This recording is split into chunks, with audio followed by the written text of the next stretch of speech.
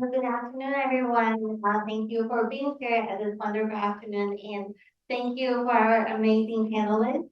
So today we're gonna talk all about how do we, manage the relationship between startup founders and their advisors.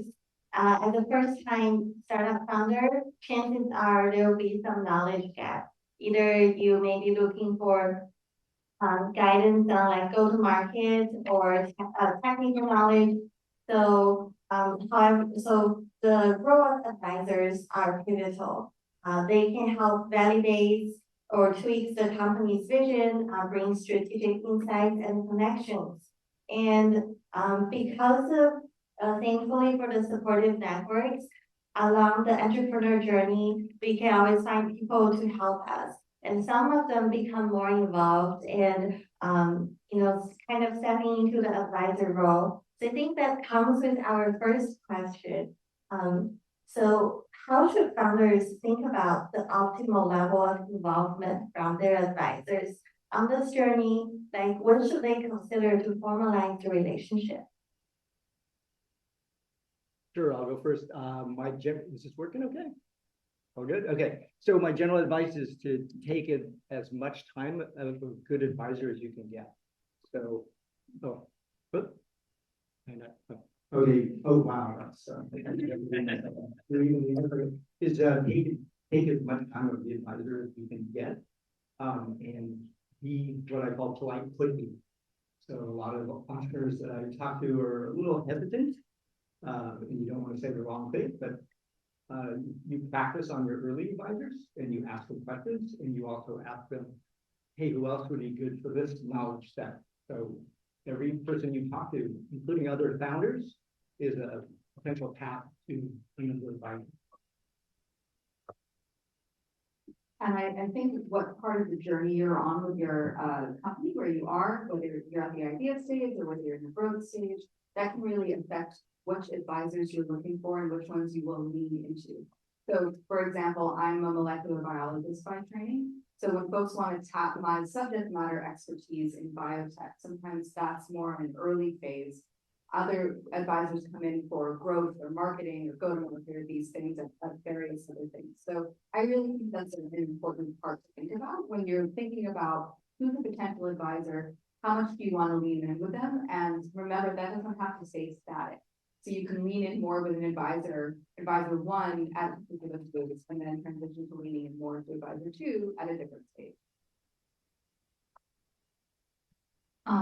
First of all, I think you need to identify where your gaps are. So for example, if your team is technical and if you're looking for someone in terms of if an advisor, then there's a gap. Then based on the gap that you define, then you need to look for advisor based on that. But if you're already strong on both business side and technical side and you want industry invest knowledge, then you approach those advisors in the sector. So identifying the gap where your team is currently at is critical before approaching any of the advisors that you will talk to. Thank you. And so Serephina, you just mentioned, filling that gap. So as we all know, like some of the great advisors can be game changing. Like for example, like Stripe when it first started out, like Darcy Cooligan, who brought strategic insights on payment, and we all want someone who can fill that gap and help the team, and someone that's a great advisor. And besides some of the obvious, amazing things to have, like passion, commitment, I want to get more deeper insights on this. What do you think are some of the non-obvious good qualities that would make an advisor like a game-changing advisor? It really depends on what you need. Sometimes you already have all the skills that you need. You just need the name advisor, so that's the category market. For example, you have all the product market fit, but you're not a finance person or you want to get into YC. then you will approach YC alumni to be an advisor to the team to get into YC and get YC funding. On the other hand, if you have a strong team, but you don't need an industry expert advisor, they don't need to be a named person as long as they have in-depth industry knowledge. For example, the example that you give, Stride and also Westsa, they use their formal boss to be on their advisor and build a product on top of that. So you gotta really know what you're looking for. So when I advise startup, I ask them to write what are the qualities that you look for in an advisor. It should be same for a team when you're a primary. You should write down what are the qualities that you look for before talking to any of them and approach. I think another area to look at is what types of networks your advisors can bring to you. So whether that network is potential employees, whether it's potential investors, whether it's potential customers, that can be really useful. The social capital that we can bring to your business can be really powerful.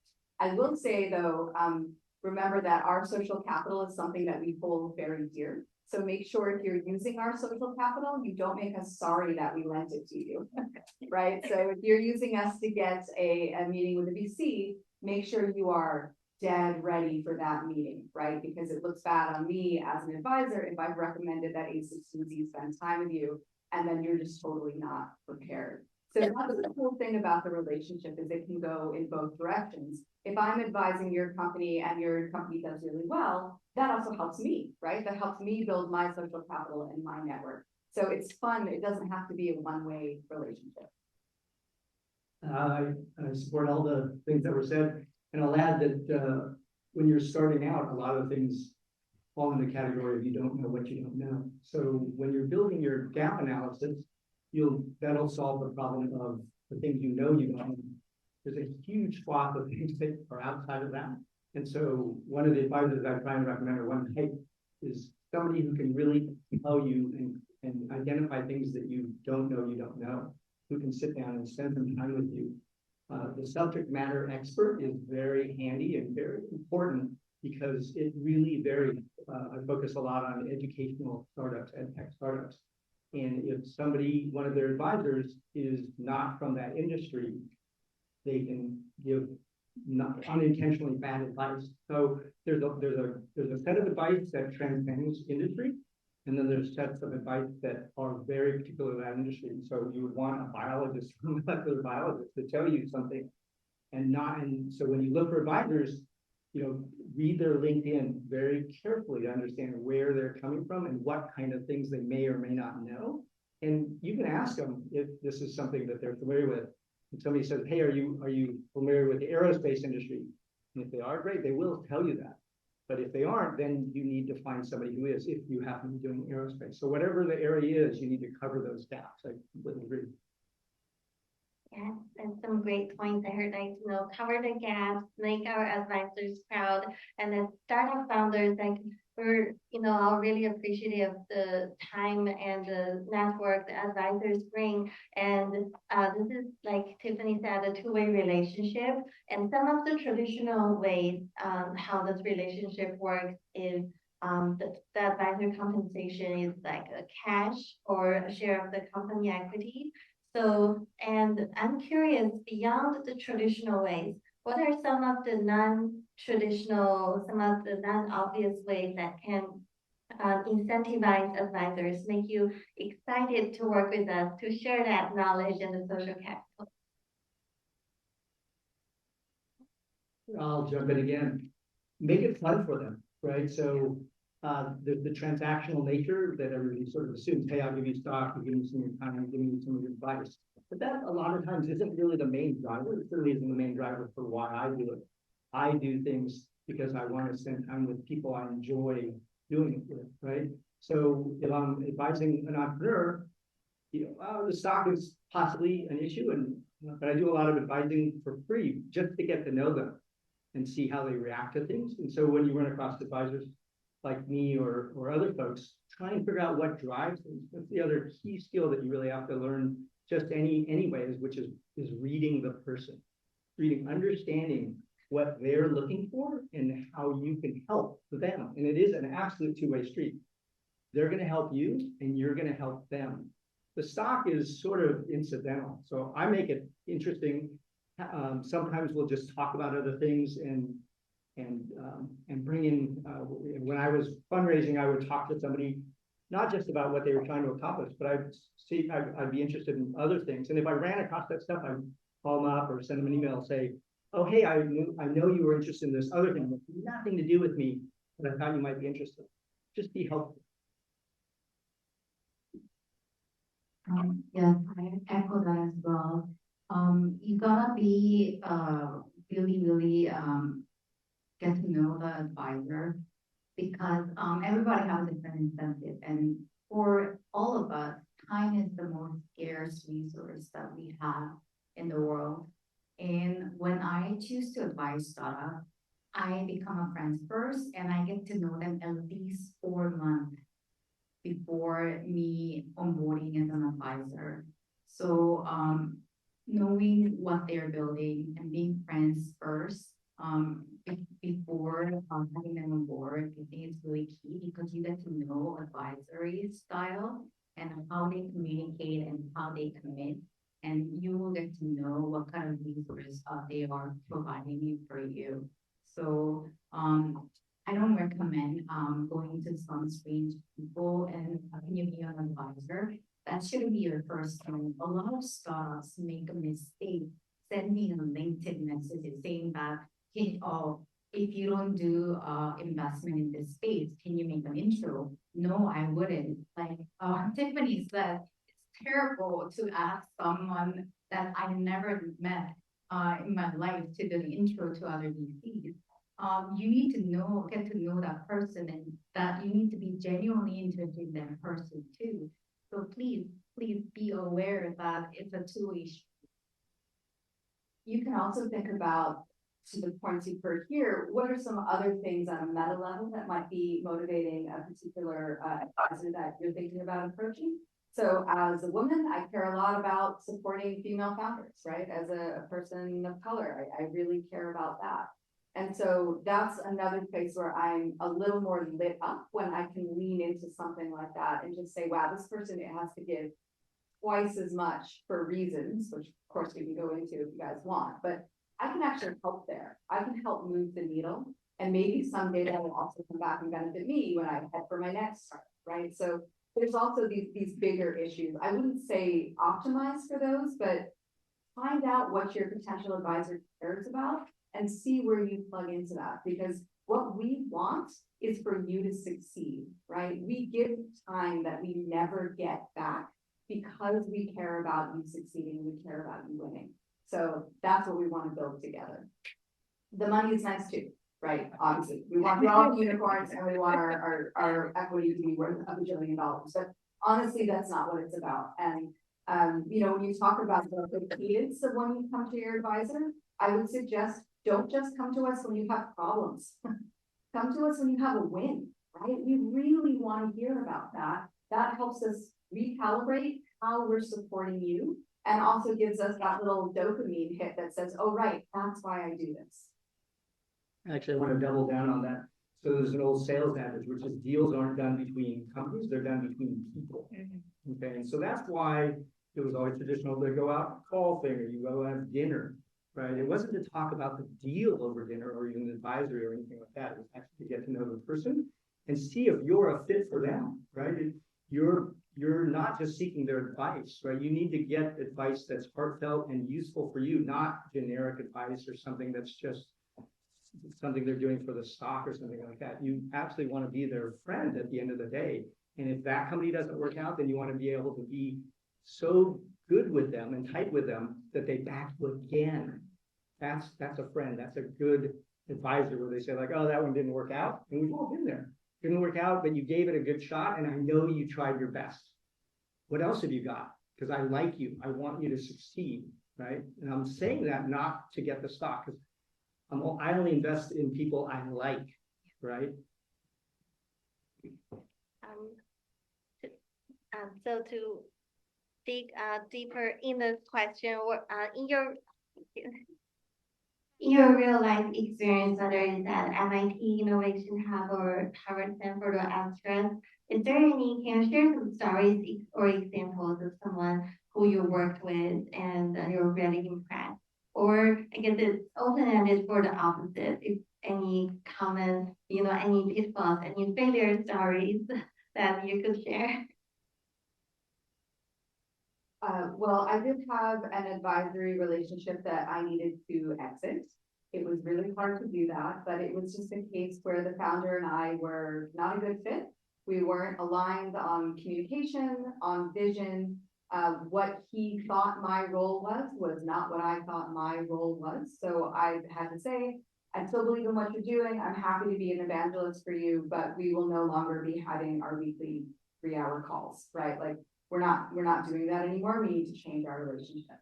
And that was hard. That was a really hard thing because I want to help people and I like to fix things. And so just being able to say, you know what, this isn't working at this time. Let's change our relationship was hard. With Astreas, it was the opposite. So I met our founder on a webinar about space food.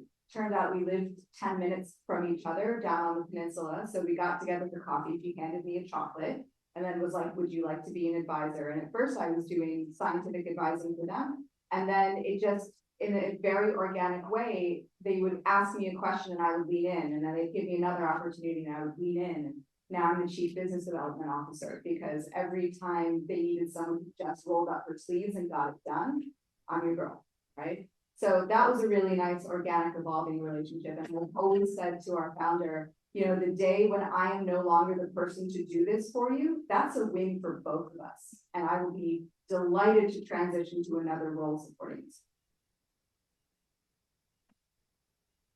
Before joining Mentor as a MIT Innovation Fund, I was a founder, ran my own AI company 6 years, and then came to MIT for my MBA. And I joined venture capital as a partner of a $100 million fund. So I have an experience as an operator, as an investor as well. So at MIT, we generally have, as a mentor, we take about 10 to 12 startups. So about like 20 founders we mentor.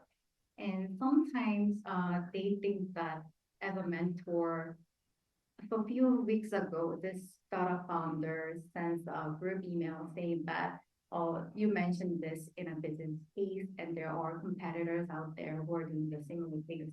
Can you do a market research for me and can you give me a strategic direction and how I should go forward with that?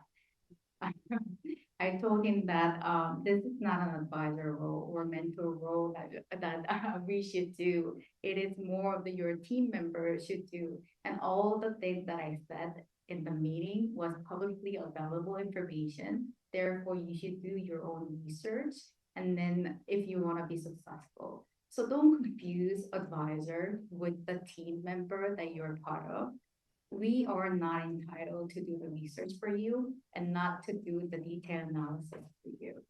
We could do it, but like I said, our time is very limited. You don't want to use our time doing the research for you. Utilize more efficiently, have a question prepared when talking to mentors or advisors so that both of your time is valued. Yeah, I'd echo that as well. When I started up an incubator for EdTech with some friends who were from YC. And so we pivoted after YC and ended up backing a few dozen educational entrepreneurs. And one of the ways that I learned whether I would re-up with them or how much time I would spend with them is to just spend time with them and understand how they thought. Right. So the thing that I look for in all these conversations, and I would give them essentially free advice along the way, but I wanted to see their insights. And they should be telling me, they shouldn't be asking me, hey, can you do my go-to-market strategy, right? They should be, I should be asking them, and I would ask them, hey, what do you think about this? And if it's a space I know, which I rarely invest in spaces I don't know, I'll know how much homework they've done. So I would expect you all to do homework beforehand and understand the space, because that's going to be the thing that actually sets you apart. Like an advisor is more like a fire accelerant, right? You're the fire. And so we can help it catch in other parts. We have friends, we have social capital that we can spend. We do have some insights, but you're going to be doing all the heavy lifting. So I want to see how good you are at heavy lifting. I don't want to find out how good I am at heavy lifting. Okay. And if you want to do something different with that advisor relationship, be really upfront about it. So to your question that we had earlier about other ways to incentivize advisors. So I'm also an advisor for a sustainable performance clothing company, which when I went to Antarctica last year, sent me down with their whole line of gear and then brought me on as an advisor. And they're like, you get a year to drive whatever product you want or whatever project you want in our company as one of our advisors. So start pitching us. And I was like, okay, women, like the way you're dealing with women, I'm not okay with it. I was the only woman advisor that they had. So they gave me the power to lean in a bit more. And then there was a different compensation structure for that. But it's only for a year. So if I'm going to make my time there count, we set boundaries around that, which I also really appreciated.